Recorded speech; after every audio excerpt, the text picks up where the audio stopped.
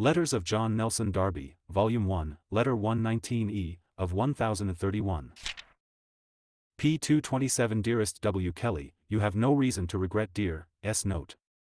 It is the most gracious and moderate I have seen.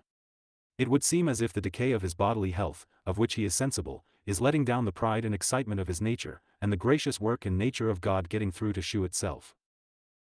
Our gracious head is faithful, and can bring the spark of life through what we in a church way, from love to souls and to his glory, ought not to bear.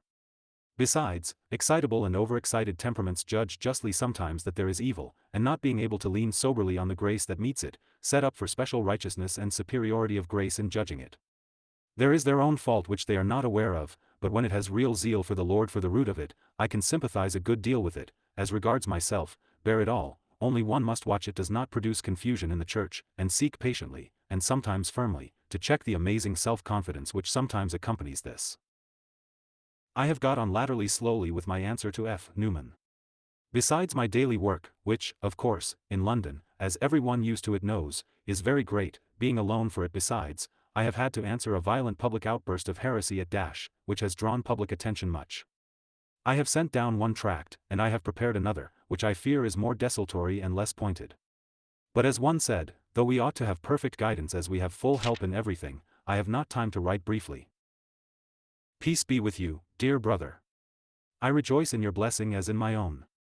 The Lord keep us humble, and in unfeigned and constant dependence upon him, a dependence which goes to him about everything. He is certainly working graciously here.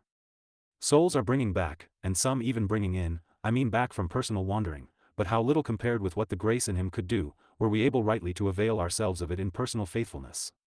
Still, he will surely do his work infallibly, praised be his name. My head has once or twice begun to give way a little from overworking, I mean in pains and sense of pressure on the brain, but I am very well and, thank God, very happily sustained by mercy and faithfulness. Affectionately yours. London. 51119E.